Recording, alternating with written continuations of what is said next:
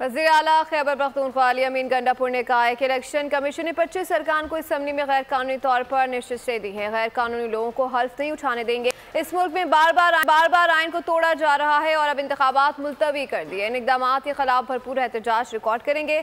अपने रद्द-ए-अमल और मीडिया से गुफ्तगू में उनका कहना था कि हमारी सीटें अपोजिशन को क्यों दी गई, हमारे ऊपर नहीं, सिर्फ मेंबरान के ऊपर नहीं, ये आइन का तहफ़्फ़ुज़ पाकिस्तान के हर शहरी के ऊपर फर्ज है। इस मुल्क में बार बार आइन को तोड़ा जा रहा है। हमारी सीटें, हमारी रिजर्व सीटें हमें नहीं दी गई। कहीं पर भी आइन में नहीं लिखा हुआ कि वो सीटें जो कि किसी पार्टी का हक नहीं बनती रेशो के मुताबिक, वो उनको नहीं दी जा सकती।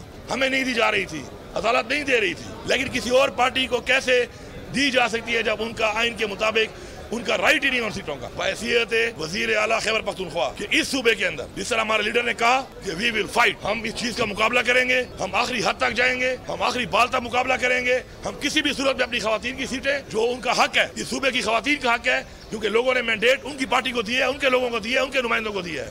ये इल्लीगल लोगों को हम यहाँ पे हल्फ नहीं लेने देंगे और हम इंशाअल्लाह अपना ये हक लेकर दिखाएंगे।